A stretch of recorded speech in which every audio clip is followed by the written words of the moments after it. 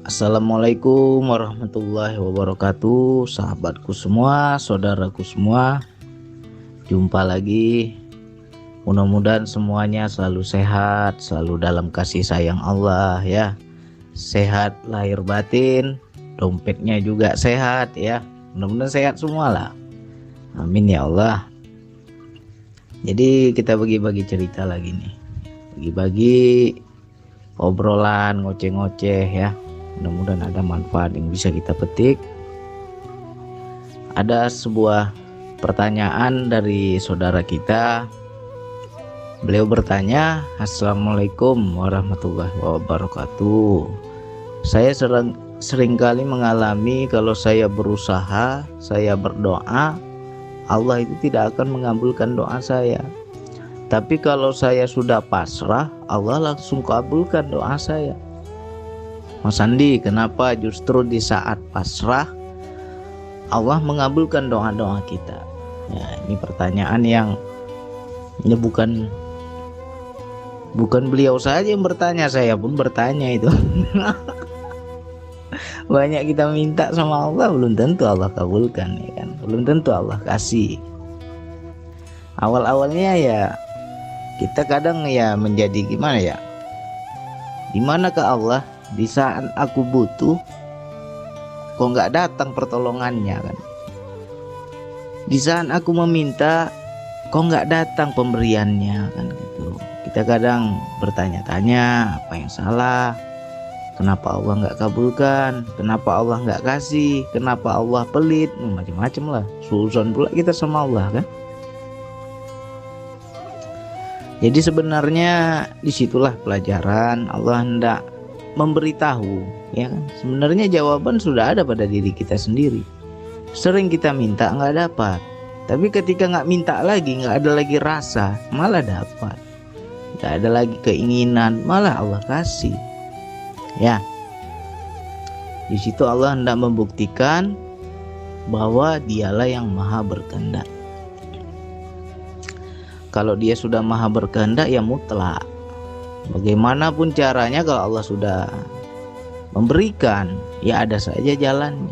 Mungkin bisa jadi pemberian Allah itu di saat kita sudah nggak kepingin lagi, nggak mau lagi, nggak ada minta-minta lagi.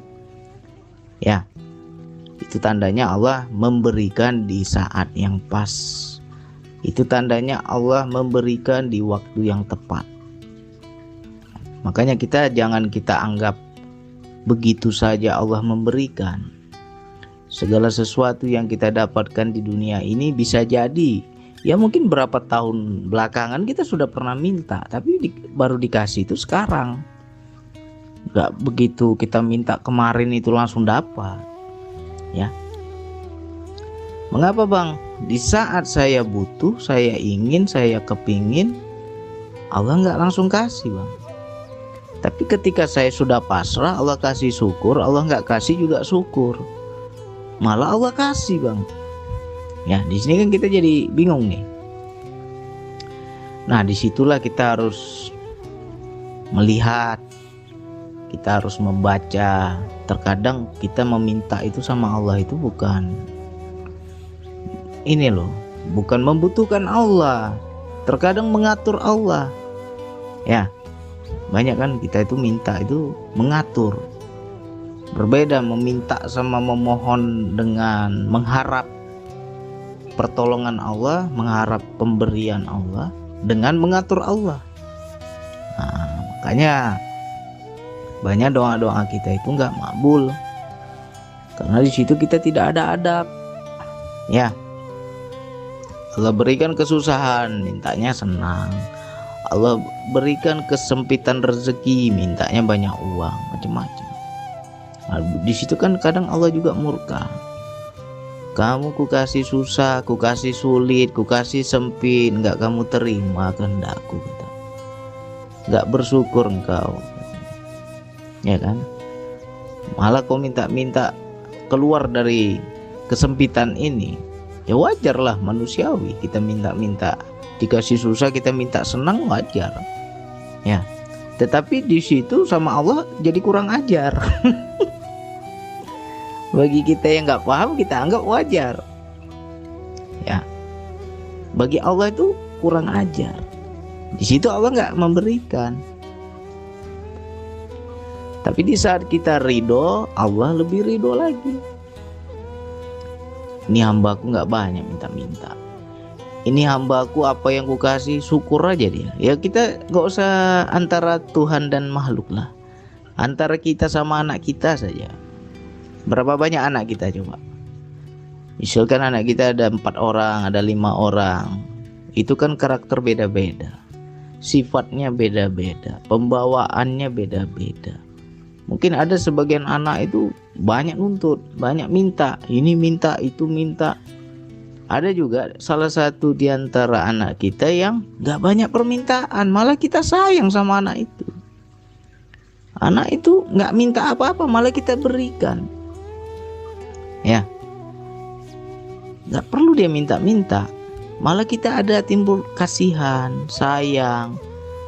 Ini anak ridho aja bawaannya. Pasti orang tua akan sayang sama anak itu, pasti spesial anak itu dibanding anak-anak yang banyak nuntut tadi. Nah, antara anak sama orang tua saja begitu, bagaimana makhluk sama Allah?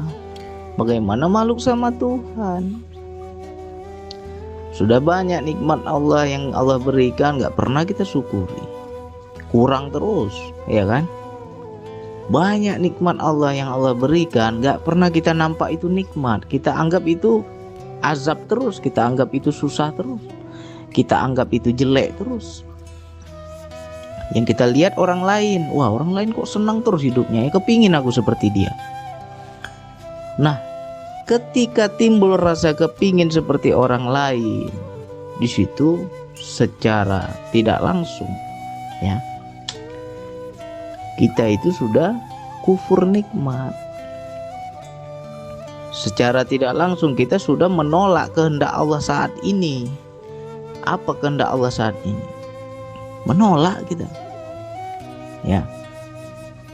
Apalagi takdir Allah itu ada 2. Ada takdir baik, ada takdir buruk. Dikasih takdir baik, senangnya luar biasa, girang kita. Dikasih takdir buruk, wah udah, menolak kita. Di mana letak beriman itu? Di mana letak beriman? Jadi bagaimana yang seharusnya, Bang? Ya seperti tadi, pertanyaan tadi, ketika saya pasrah, Allah malah mengabulkan. Jadi makna pasrah di sini, makna berserah di sini adalah sikap ridho kepada ketetapan Allah. Ya. Bukan nggak boleh kita meminta, boleh kita meminta, tetapi jangan sampai kurang ajar dalam meminta. Nah, ini yang sering Allah nggak kabulkan. Harus ada proposal dalam meminta. Kalau kita meminta sesuatu, cobalah kita itu lihat, kita ini sudah butuh belum? Ya, kita harus bisa melihat, membaca. Banyak orang misalnya nggak punya mobil, kepingin punya mobil, minta deh sama Allah, ya Allah dapat mobil aku kepingin juga kayak tetangga sebelah, belum jelek mobilnya udah ganti lagi mobil baru. Panas hati kita kan, kepingin juga kita. Akhirnya kita paksain segala macam cara, kita paksain kredit lah. Begitu dikasihkan Allah mobil, Allah izinkan, tapi bukan Allah restui, ya. Jadi jangan segala sesuatu yang kita lakukan itu Allah kehendaki, berbeda. Dikehendaki dengan diizinkan itu berbeda. Allah izinkan apa yang engkau mau, lakukanlah, aku kabulkan. Tapi jangan harap itu aku restui. Nyatanya apa? Ketika sudah punya mobil, sakit kepala bayar cicilan. Hah? Itu azab itu sebenarnya, ya. Karena kita meminta dengan nafsu. Allah memberikan, Allah mengabulkan, tetapi tidak ada rahmat di situ. Dapat mobil kita bayar cicilan, sakit kepala, ya kan? Apalagi sebentar-sebentar rusak pula mobilnya, ke bengkel sudah berapa duit lagi keluar, ya.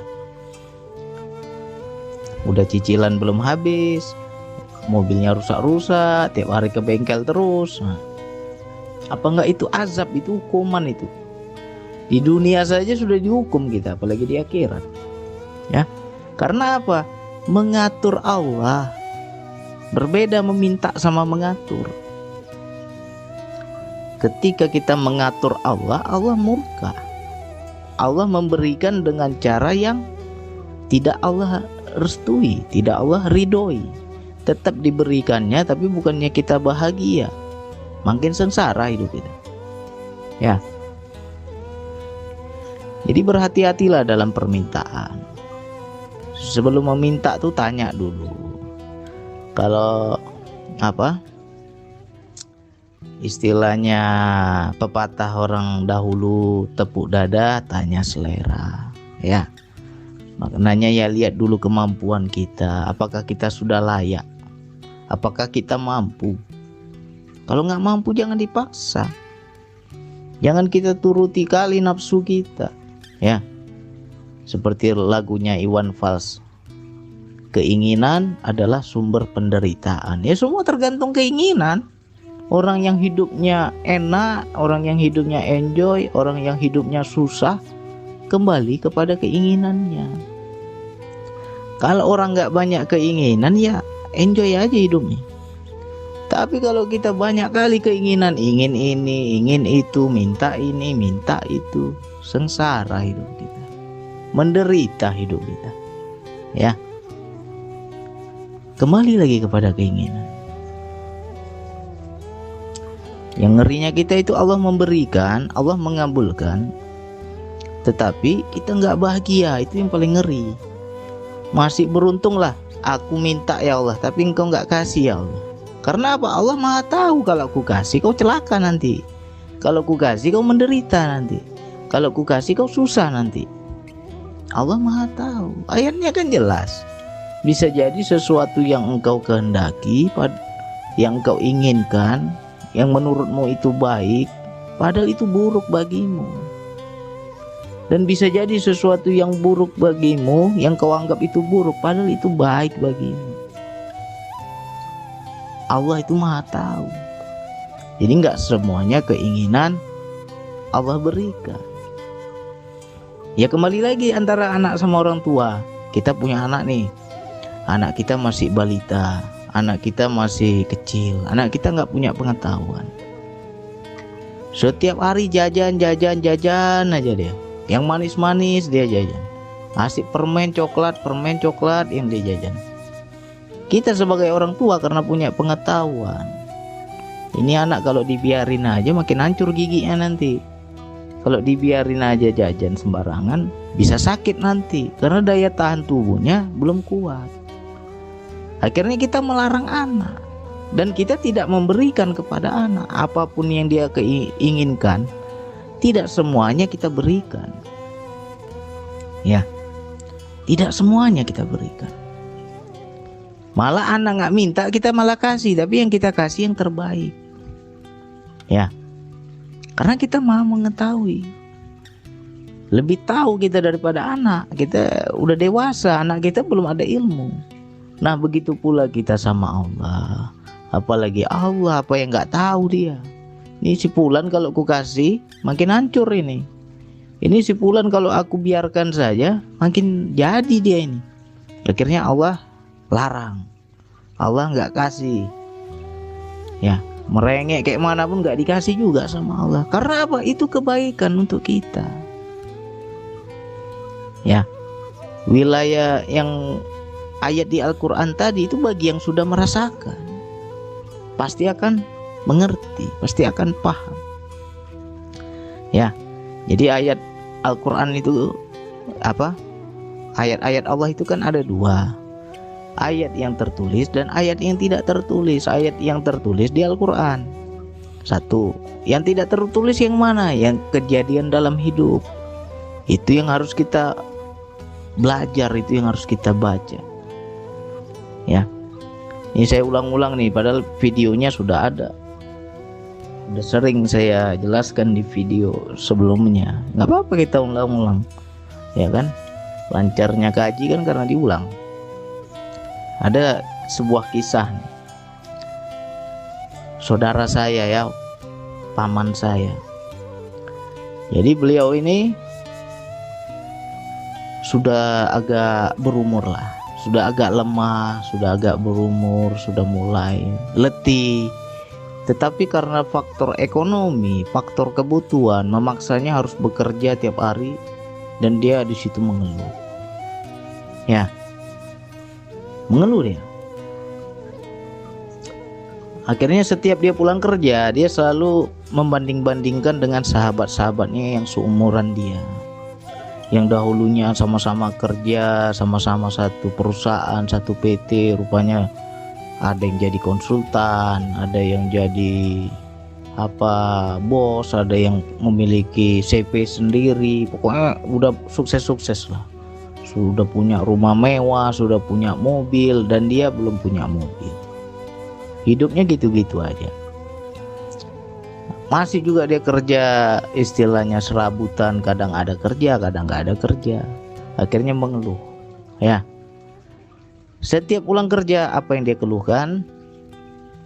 Dia bilang begini, maunya saya ini sudah tua-tua seperti ini, tidak pantas lagi kerja. Seharusnya anak-anak lah yang menafkahi saya. Seharusnya anak-anak saya lah yang menghidupi saya. Itu yang menjadi keluhannya. Ya. Jadi kalau saya ke rumahnya, beliau baru pulang kerja, itu sering tuh.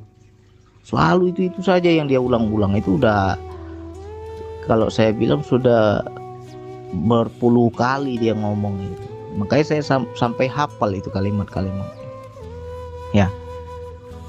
Sementara dia, anak-anaknya itu orang susah semua. Anak-anaknya itu orang nggak mampu semua. Nggak ada yang istilahnya jadi orang kaya, jadi bos, nggak ada.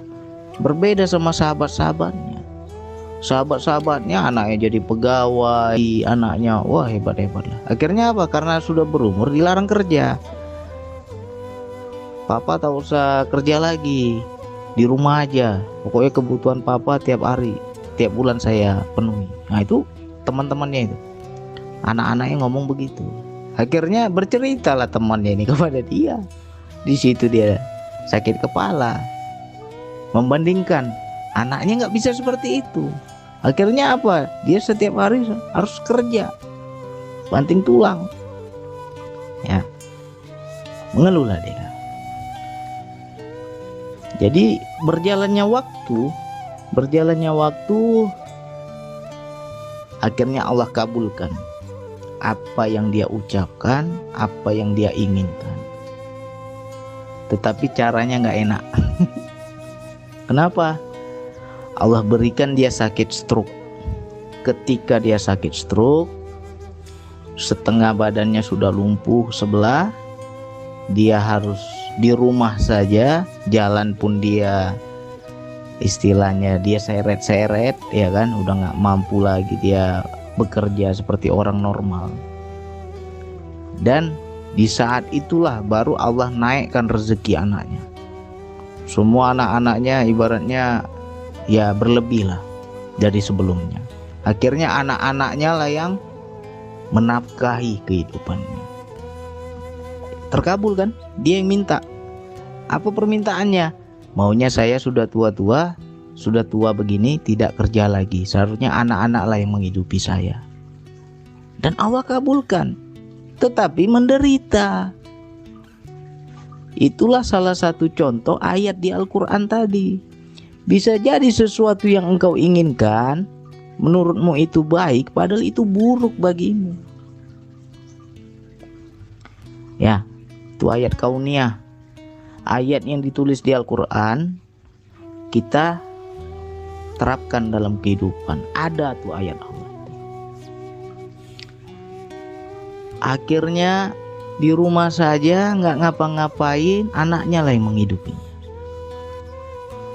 Lantas di saat dia sudah mulai nggak produktif lagi, dia sudah mulai down lah istilahnya, mentalnya, kejiwaannya udah makin melemah, nggak semangat lagi, pokoknya tambah mengeluh lagi. Ya, akhirnya saya main-main ke rumahnya, di situ saya buka semua. Saya buka semua, terdiam beliau. Nggak sadar menangis, nggak sadar menetes air matanya. Baru dia tahu rasa. Apa saya bilang? Paman pernah nggak? Ingat ini kalimat yang paman pernah ucapkan. Bukan pernah lagi, udah terlalu sering ini. Dan saya sering dengar ini. Ya. Kalau bisa, saya udah tua begini, jangan kerja lagi. Tapi anak-anaklah yang menghidupi saya.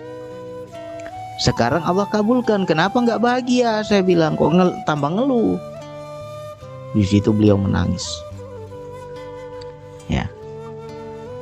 Jadi nggak semuanya keinginan kita itu sesuai dengan keinginan kita. Jadi kalau Allah nggak kasih, berbahagialah. Aku sudah minta sesuatu bang, tapi Allah belum kasih sampai sekarang bang. Berbahagialah kamu. Bersyukurlah kamu. Allah tidak memberikan dengan kemurkaannya. Kalau dia berikan dengan kemurkaannya, makin susah hidup kita. Kalau tahu kayak gini, nggak mau aku minta ya Allah. Nyesal aku minta ya Allah. Nggak mau aku minta. Ya. Kalau kita tahu akan terjadi sesuatu yang makin nggak enak, nggak akan kita minta. Jadi berhati-hati dalam permintaan. Jangan sampai kita minta itu ngatur. Banyak kejadian-kejadian dalam hidup itu banyak. Ya, nah ini salah satu contoh lagi, bukan dari pribadi saya nih, pengalaman pribadi. Padahal itu kalimatnya baik, tapi ternyata Allah murka. Ya, Allah murka.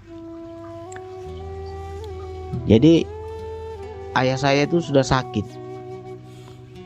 Ya, ayah saya sudah almarhum, baru sekitar 2 bulan yang lalu ya meninggal.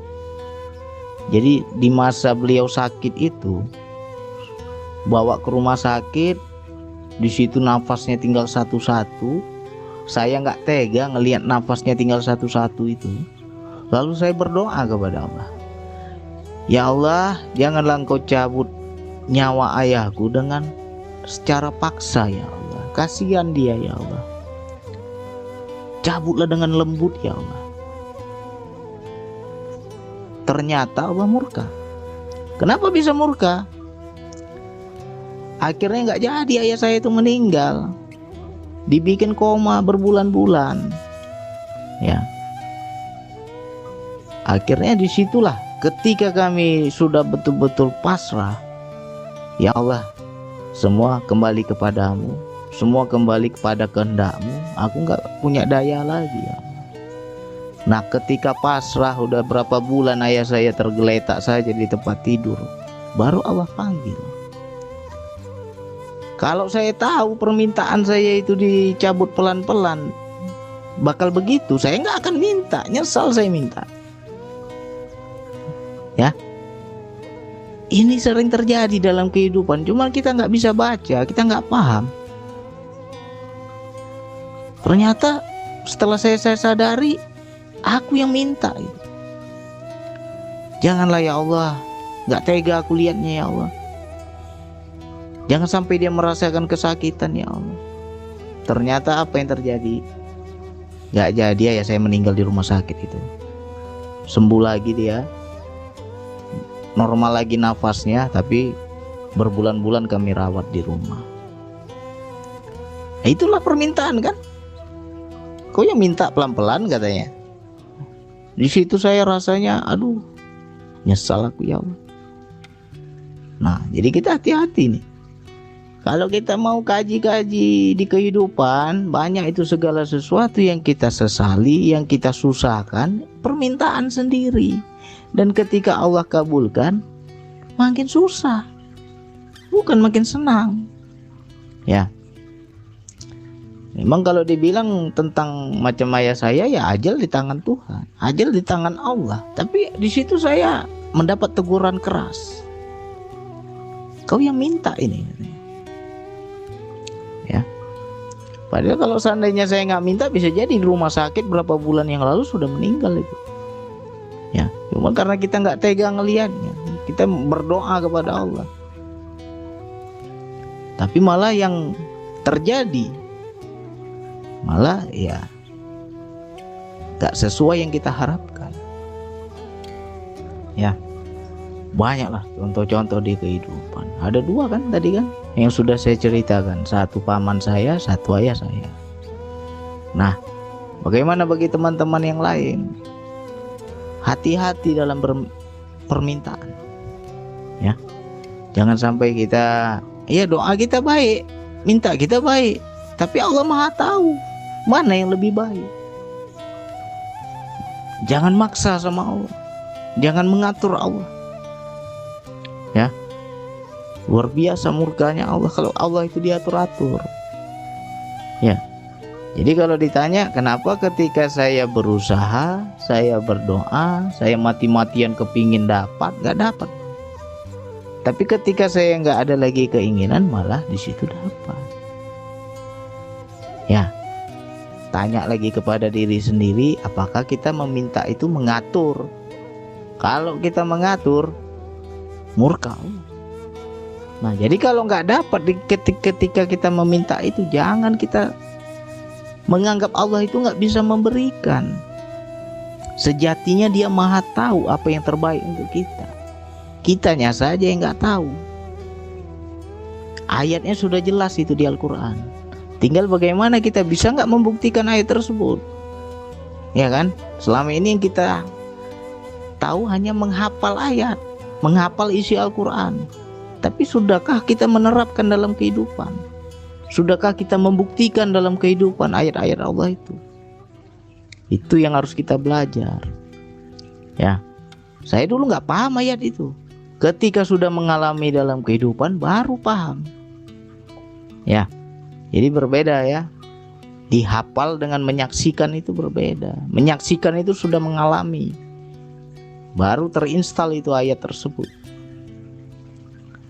Nah, jadi untuk sahabatku, saudaraku, apapun permintaan kita saat ini, dan saat ini juga Allah belum kasih, Allah belum berikan, seharusnya kita beruntung, seharusnya kita bersyukur. Syukur engkau nggak kasih ya Allah. Kalau engkau kasih, bakal begini, bakal begitu, nyesal aku ya Allah. Ya, ini banyak contoh-contoh yang lain, cuma saya nggak mau cerita semua. Ya, dua tadi cukup lah itu.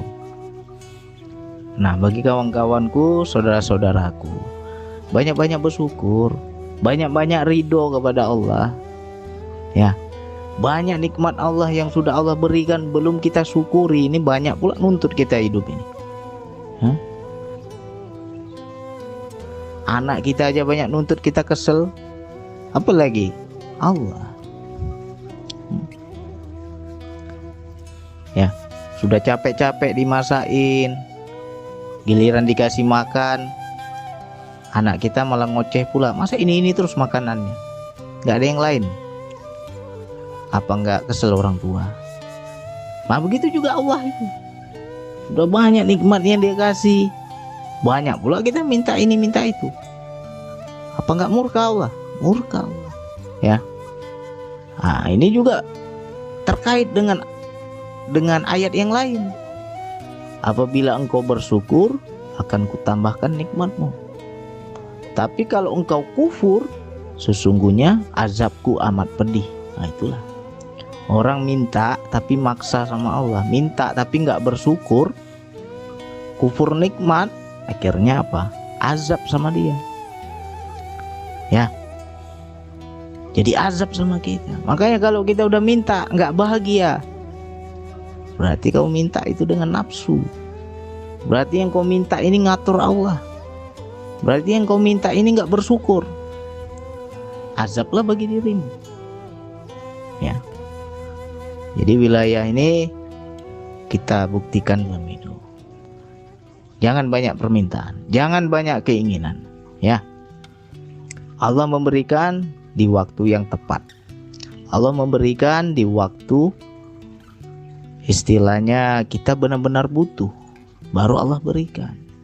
Ya, banyak contoh-contoh di kehidupan. Minta ini, minta itu, giliran bayar kredit, bayar cicilannya sakit kepala kita. Ya, itu azab itu. Ya kan? Azab. Kita yang buat penyakit sendiri, kita yang buat susah sendiri. Karena apa? Mengikuti nafsu. Ya, diulang-ulang ini. Banyak yang kena ini, ya. Peluru nyasar terbang kemana-mana ini. Ya, mudah-mudahan jadi obat lah untuk kita semua. Sengaja saya ngomong pedas, saya ngomong kasar, saya ngomong gimana-gimana ya untuk diri saya juga sebenarnya, biar dengar kuping saya. Ya, mudah-mudahan yang pahit ini dapat diambil pelajaran, manfaat untuk kita semua. Hanya itu yang bisa saya sampaikan. Wassalamualaikum warahmatullahi wabarakatuh.